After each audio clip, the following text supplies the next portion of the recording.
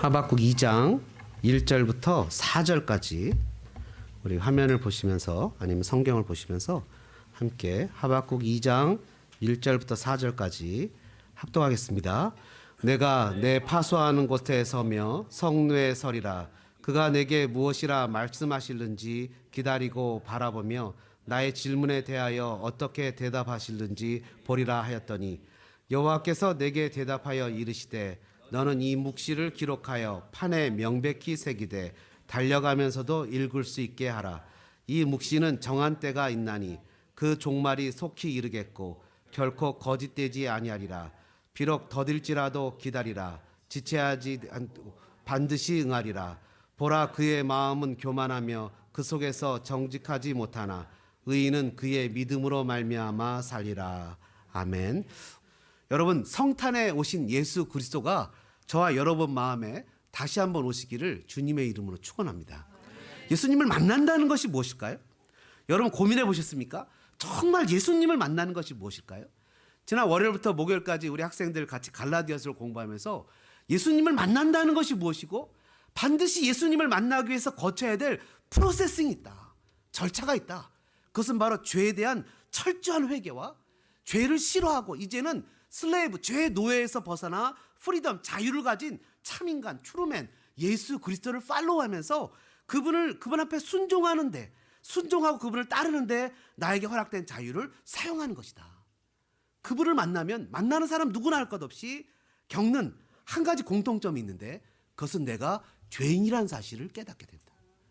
철저하게 내가 죄인이라는 사실을 깨닫게 되고 내가 저 형제를 사랑하고 싶은데 사랑할 수 있는 능력이 없고 용서하고 싶은데 용서할 수 있는 능력이 없기 때문에 우리는 율법을 쫓아가는 것이 아니라 그 율법을 완전히 이루신 트루맨, 참인간이신 예수 그리스도를 따라갈 때 우리에게 구원이 이루어진다.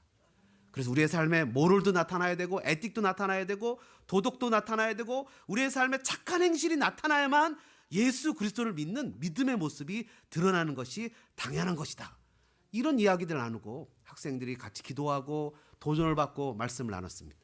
성탄절은요, 여러분, 온 세상 사람들이 기뻐하고 즐거워하는 정말 셀레브레이트하는 날입니다. 심지어 성탄절은 예수님을 안 믿는 사람들도 즐거워하는 날입니다. 어떤 분이 그런 걸 썼더라고요. 예수님은 싱글이었는데 왜 커플들끼리 그렇게 즐거워하냐고.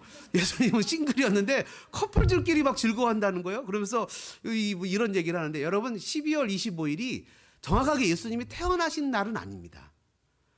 우리가 그냥 그렇게 기념합니다. 그리고 초대교회에서는 성탄절은 지키지는 않았던 것 같습니다. 그런데 우리가 그냥 그렇게 기념합니다. 그러면 이 성탄절이 주는 의미가 무엇이겠습니까? 성탄절이 주는 의미를 깨닫기 위해서는 하나님이, 예수님이 이곳에 왜 오셨는가를 고민해야 됩니다. 여러분, 저의 고민은 뭐였는지 아십니까? 저희가 정한 게 있지 않습니까? 우리가 큐티하는 본문을 가지고 그날 설교를 한다. 그게 우리가 정한 원칙입니다. 근데 오늘은 성탄절이에요.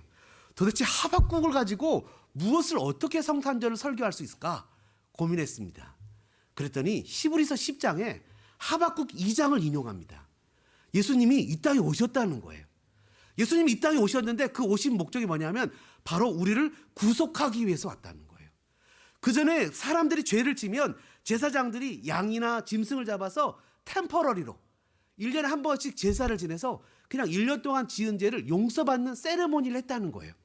근데 히브리서 10장에 보면 예수님은 친히 자기가 양이 되고 번제물이 되어서 우리 죄를 영원히 한 번에 다 용서하셨다는 거예요. 그러기 위해서 이 땅에 오셨다는 거예요. 그러면서 오늘 본문 2장 3절과 4절을 이용하면서 낭망하지 말고 실망하지 말고 우리는 믿음으로 살아가야 된다고 히브리서 10장이 주장하고 있다는 거예요. 그러면 우리는 어떤 시대에 살아가고 있습니까, 여러분? 저와 여러분은 예수님이 이 땅에 처음으로 오셨던, 예수님이 성탄을 통해서 first coming, 처음으로 오셨던 초림의 시대와 죽으시고 부활하셔서 승천하셔서 다시 오실 주님을 기다리는 second coming, 다시 오실 주님을 기다리는, 처음 오신 주님과 다시 오실 주님을 기다리는 그 시대에 살아가고 있다는 겁니다. 구약의 성도들과 달라요. 구약의 성도들은 오실 주님을 기대하고 살았지만 우리는 오신 주님과 앞으로 오실 주님을 기대하는 그 기간 내에 살아가고 있다는 거예요. 그래서 오늘 본문의 3절에 보니까 뭐라고 표현하냐면 이 묵시는 정한 때가 있는데 그 종말이 속히 이르겠다. 종말의 개념이 뭐냐? The last day. The last day. 마지막 날. 그 마지막 날의 개념이 뭐냐? 성경은 예수님이 처음 오신 날부터 다시 오시는 그 날까지를 종말이라고 표현합니다. 뭐라고요? 예수님이 처음 오신 성탄의 날부터 예수님이 세컨 커밍 다시 오시겠다고 얘기하신 날을 종말의 날이라고 얘기한다. 그럼 우리는 이 스페셜 데이, 종말의 기간에 어떻게 살아야 되느냐를 고민해 봐야 된다는 거예요. 우리는 어떻게 살아야 될까요? 우리는 하박국 선지서를 통해서 이것을 고민해 봐야 되는데요. 여러분, 이런 질문을 던지실 거예요. 목사님, 도대체 구약시대의 하박국 선지서를 가지고 성탄절 설교를 하는 게 말이나 됩니까? 그만 좀 갖다가 맞추세요. 이렇게 얘기를 할까봐 제가 철저하게 준비를 했습니다. 그거에 대항할 수 있는 뭘 준비했을까요? 여러분, 이 하박국 선지서가 얘기하고 있는 내용에 대해서 예수님이 자기가 부활하신 다음에 엠마오로 가는 제자들 향해서 자기를 설명하실 때 모세오경과 시가서와 선지서를 가지고 자기를 풀어주셨다고 얘기를 합니다. 그리고 요한복음에 주님 뭐라고 표현하셨냐면 여기 성경은 구약 성경이죠. 나에 대해서, 예수님에 대해서 기록한 것이라고 얘기를 합니다. 그래서 우리는 성경을 읽을 때 한번 따라해 볼까요? 성경은 예수님의 눈으로, 성경은 예수님이라는 눈으로 바라봐야 바로 풀립니다. 성경은 예수님의 눈으로 바라봐야 바로 풀리기 때문에 하박국 선지서는요, 1차적으로는 당시에 남유다 사람이 바벨론이란 나라와 이 여러 가지 관계 속에서 이루어지는 정황이지만 이것은 그 정황을 이용해서 오늘 우리에게 예수 그리스도를 이야기해 주고 있다는 겁니다. 여러분, 깨닫기를 주님의 이름으로 축원합니다. 이게 어려운 얘기인데요. 우리 학생들 여기 다 앉아 있는데 학생들 앉혀놓고 이런 설교를 하십니까? 이 학생들이 갈라디아서도 이해했습니다. 이해를 못할까요? 이해할 수 있습니다. 자, 그러면 오늘 내용을 한번 살펴보겠습니다. 본문의 배경은 이렇습니다. 하박국이라는 선지자의 뜻은요, 이게 껴안다 이거예요. 껴안다. 하박국 선지자의 이름은 껴안다라는 뜻인데, 이 하박국 선지자가 선지자 노릇을 하는데 가만히 보니까 이 의로운 사람, 저스티스, 하나님의 정의를 가진 사람들은 지질이 고생을 하는데 예수 안 믿는 사람은 잘 되는 거예요. 예수님을 믿는 나라는 너무 어려웠고, 더군다나 예루살렘 성전이 있는 유다라는 나라는 타락할 대로 타락했는데 하나님의 정의를 시연한다는 것은 별로 실현되지 않는 거예요. 의인은 잘 되고, 의인은 못 되고, 악인이 잘 되는 거예요. 1장 3절과 4절에 보니까 이렇게 얘기합니다. Why do you make me look at injustice? 하나님, 왜 나에게 injustice, 이런 그 패역한 것을 보게 하시죠? Why do you tolerate wrong? 나에게 이런 광포, 이런 잔인한, 그래 예수 믿는 사람들, 그래 의인이 고통당하는 이런 것들을 보게 하시죠. 어떻게 이럴 수 있죠? 라고 얘기하면서 하나님 도대체 이런 상황을 보고 계시는 겁니까? 라고 질문을 던진다는 거예요.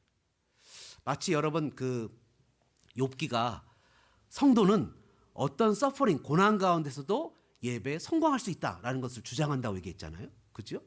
그리고 다니엘서는 성도는 어떤 조건 환경 가운데서도 믿음을 지킬 수 있다라는 것을 주장한다고 말씀드렸잖아요. 하박국서는 어떤 역경과 고난과 시험 가운데서도 하나님이 일하심을 믿어야 한다는 것을 주장한다는 거예요. 하나님이 일하고 계시다는 거예요. 하나님, 지금 제가 이렇게 지질이 고생하고 어처구니 없는 일을 당하는데 하나님 어디 계신 거예요?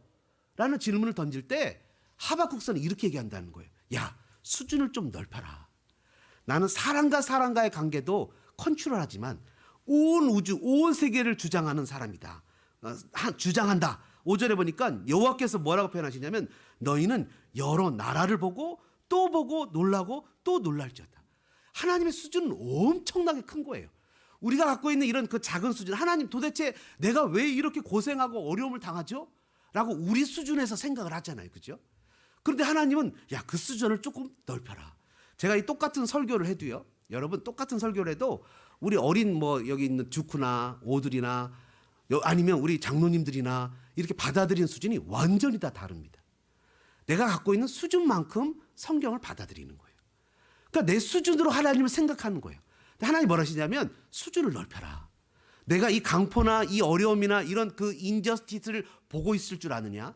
내가 바벨론이라는 이 갈대아 사람이라고 표현하고 있는데 6절에 1장 6절에 갈대아 사람을 일으켜서 이들을 다 내가 퍼니시먼트 할 거다. 벌 줄 거다.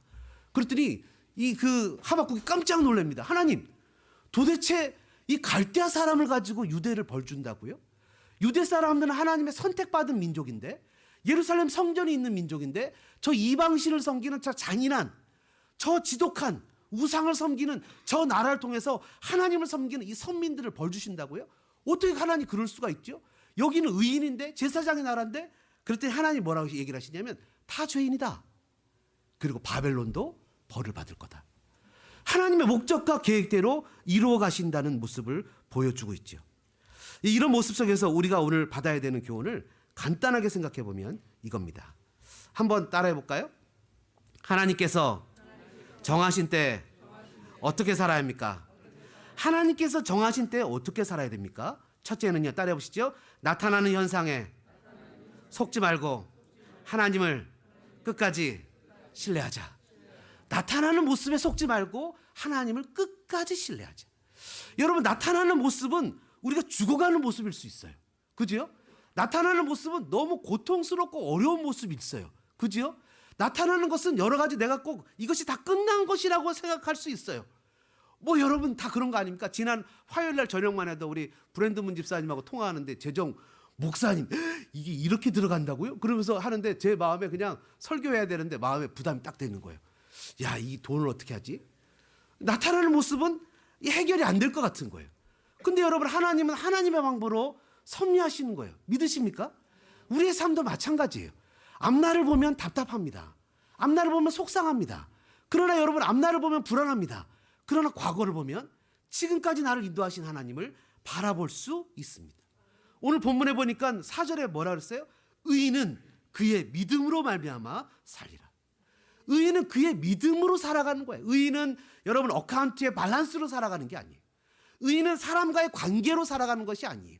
내가 계획하고 내가 생각을 합니다. 야, 이거 어떻게 하지? 내가 이것을 어떻게 하지? 이걸 이렇게 하고 저렇게 하고 이 돈을 이렇게 쓰고 이것을 이렇게 플랜하고 이렇게 살아가자라고 살아가는 것으로 하는 것이 아니에요. 의인은 믿음으로 살아가는 거예요. 근데 문제는 뭔지 아십니까? 그 믿음이 내 믿음이 아니에요. 그 믿음은 faithfulness, 하나님의 신실성이에요. 하나님은 회전하는 그림자도 없다는 것을 믿는 거예요. 여러분, 하나님 회전하는 그림자도 없으시고 하나님 결코 실수하지 않으시는 분이라는 것을 믿는 거예요. 하나님은 우리의 모든 시험과 역경과 어려움 속에서도 그것을 결코 잃어버리지 않고 하나님 그것을 컨트롤하고 계시다는 것을 믿는 거예요.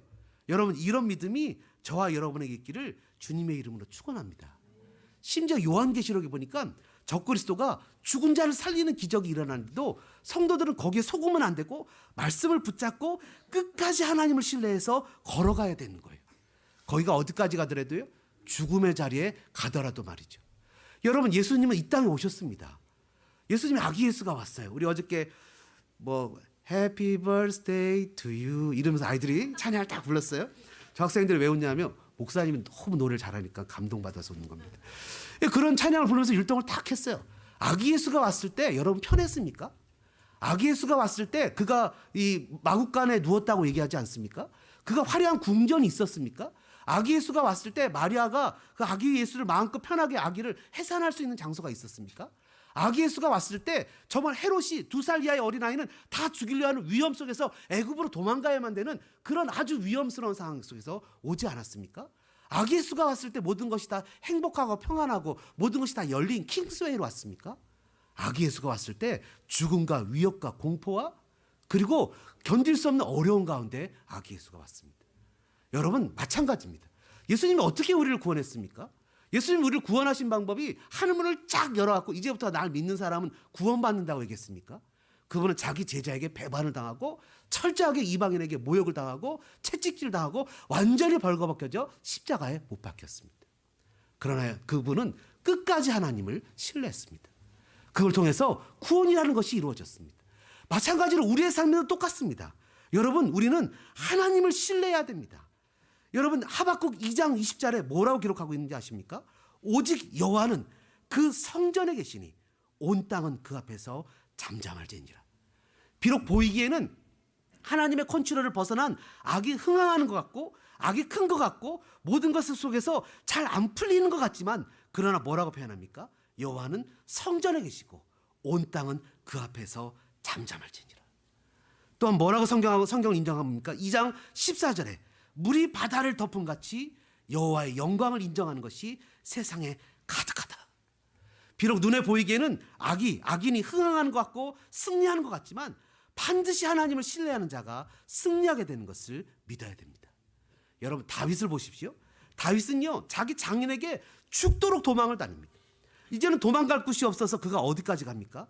자기는 호를 단신 아둘람 굴까지 내려가요. 아둘람 굴에서 그를 구해줄 사람이 아무도 없을 때 그가 시편 57절에 하나님 나를 불쌍히 여겨달라고 나를 버리시는 거냐고 막 기도했을 때 하나님이 그의 마음에 은혜를 주시니까 어떤 역사가 나타납니까? 내가 확정되고 확정되었다. 하나님을 향해서 자기의 영혼을 확정시키고 기도하며 나가는 모습을 보게 되지 않습니까? 여러분 우리는 의인은 하나님의 신실함으로 산다는 것을 믿고 의지하며 나가야 됩니다. 우리의 삶에 결코 쉬운 일만 일어나지 않을 것입니다. 살다가 보면 어려운 일도 있고 속상한 일도 있고 때로는 무너져야만 될 때가 있을 것입니다. 그러나 기억하십시오. 하나님은 반드시 다시 우리를 일으켜 세우실 것입니다. 두 번째로 하나님께서 정하신 때는 어떻게 살아야 됩니까? 한번 따라해 볼까요? 말씀으로 무장해야 됩니다. 다시 한번 해보자. 말씀으로 무장해야 됩니다. 여러분 말씀으로 무장해야 된다는 말이 무슨 말씀입니까? 2절에 보니까요 이렇게 기록합니다. 여호와께서 내게 대답하여 이르시되 너는 이 묵시를 기록하여 판에 명백히 새기되 달려가면서도 읽을 수 있게 하라. 이 묵시를 기록하라. 리빌레이션, 감추었던 것을 드러내는 하나님의 놀라운 말씀을 기록해서 명백히 새겨서 혹시 잊어버릴까 봐 판에 명백히 새겨서 달려가면서도 읽을 수 있도록 확실하게 새겨라. 이게 무슨 말이죠? 하나님의 말씀을 읽고 듣고 공부해서 그것을 완전히 익히라 이 말씀이죠. 여러분 지난 3박 4일 동안 우리 캠프 갔다 왔는데 학생들이 어떤 집사님한테 제가 애가 무슨 말 안 하던가요? 그랬더니 성경 공부한 것만 얘기한대요. 그래서 여러분 이번에 성경 공부 얼마 안 했습니다. 그죠? 성경 공부 몇 시간 안 했어요. 작년에는요 8시간 넘게 했습니다. 성경 공부 하루에. 근데 올해는 2시간 안에 3시간 이 정도밖에 안 했어요. 액티비티를 많이 넣고 많이 줄였습니다. 여러분 하나님의 말씀은 살았고 운동력이 있습니다. 하나님의 말씀은 내 길의 빛입니다. 디모데후서 3장 14절에 뭐라고 기록합니까? 너는 배우고 확신한 일에 거하라고 얘기합니다. 성경은 능히 너로 하여금 그리스도 예수 안에 있는 믿음으로 말미암아 구원에 이르는 지혜가 있게 한다고 얘기합니다. 성경은 하나님의 감동으로 된 것으로 교훈과 책망과 바르게 함과 의로 교육하기에 유익하다고 얘기하며 성경은 사람으로 온전하게 만든다고 얘기합니다. 여러분 마지막 시대를 어떻게 살아가야 되겠습니까? 하나님의 말씀으로 무장해서 말씀으로 살아갈 수 있는 그런 사람들이 돼야 됩니다. 마지막으로요 하나님께서 정하신 때에는 어떻게 살아야 됩니까? 한번 따라해 볼까요? 자신의 삶을 한번 더 해보죠. 자신의 삶을 진정성 있게 살아내야 됩니다. 여러분 2장 1절에 보니까요 이렇게 기록합니다. 내가 내 파수하는 곳에 서며 성루에 서리라. 파수하는 곳이라고요. 하박국 선지자의 잡이 뭐죠? 선지자죠. 그죠? 자기는 말씀으로 백성들을 파수하는 역할을 하는 사람입니다. 그는 자기에게 주어진 자리, 자기에게 그 도시를 껴안는 그 망루에 서겠다라고 얘기합니다. 자신에게 주어진 자리에서 최선을 다하는 하박국의 모습을 보게 됩니다. 여러분 우리에게 주어진 자리가 있습니다. 남편의 자리도 있고 아내의 자리도 있고 자녀의 자리도 있고 직장인의 자리도 있습니다. 주님이 언제 오실지 알지 못하기 때문에 우리는 자기에게 주어진 자리에서 오늘 성실히 최선을 다해서 살아가야 됩니다. 여러분 남편의 자리라는 것은 결코 쉽지 않은 것 같습니다. 남편으로 열심히 살려면 여러 가지 일들을 잘 해야 됩니다. 가정도 잘 돌봐야 되고 아내 비유도 잘 맞춰야 되고 돈도 잘 벌어와야 되고 아이들도 잘 키워야 되고 성실히 잘 살아야 됩니다. 가만히 생각해 보면 남편이나 아내의 자리는 잘해야 본전의 자리 이렇게 생각이 들어갑니다. 왜냐하면 배우자가 제대로 평가해 주지 않으면 결코 바르게 평가받지 못하는 자리입니다. 여러분 우리가 열심히 삶을 산다는 것은 무슨 의미가 있는 것이라고 생각하십니까? 곰곰이 고민해 보니까 이것은 이스라엘 백성들이 출애굽을 해서 홍해까지 그 홍해에 막바른 데까지 열심히 다다라고 그 마지막 끝까지 갔을 때 홍해가 막혀서 어쩔 줄 모르는 상황 가운데 하나님의 기적을 체험하는 자리입니다. 내가 나의 삶에 있어서 최선을 다해서 열심히 살아보지 않으면 하나님의 기적을 체험할 수가 없습니다. 성도로, 기도의 자리로, 하나님을 섬기는 자리로 최선을 다해서 섬겨보지 않을 때 하나님이 주신 은혜를 경험해 보지 못합니다. 학생들이 최선을 다해서 열심히 공부하지 않으면 공부에서 얻는 성과에 대한 그 기쁨을 누려보지 못합니다. 열심히 직장인으로 살아보지 못하면 승진을 하거나 세상에서 나에게 주는 것들에 대한 혜택을, 하나님이 주시는 축복을 누려보지 못합니다. 주님은 언제 오실지 아버지 외에는 아무도 모른다고 하시면서 오늘 우리에게 주어진 삶을 열심히 살아내라고 이야기하십니다. 학생은 학생의 자리, 부모는 부모의 자리, 성도는 성도의 자리에서 자신에게 주어진 삶의 모습을 최선을 다해서 살아가라고 얘기합니다.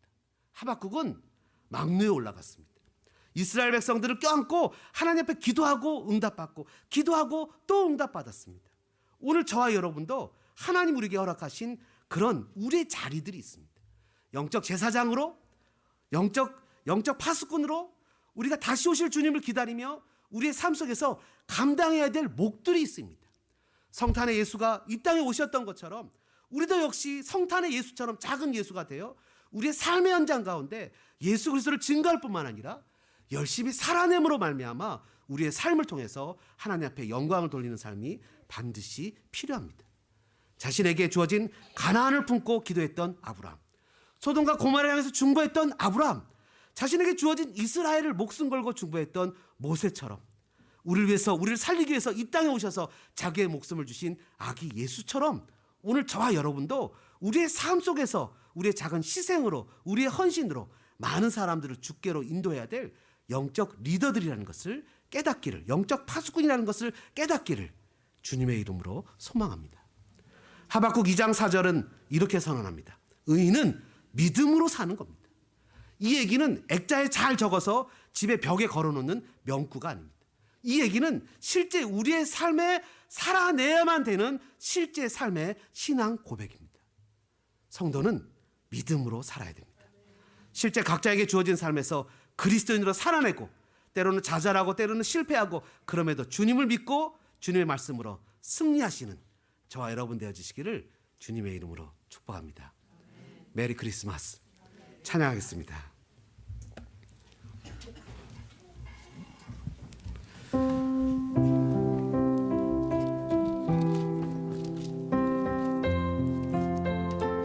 말씀 생각하시면서 우리 다 같이 주님 앞에 찬양하며 나가겠습니다. 주 예수보다 더 귀한 것은 없는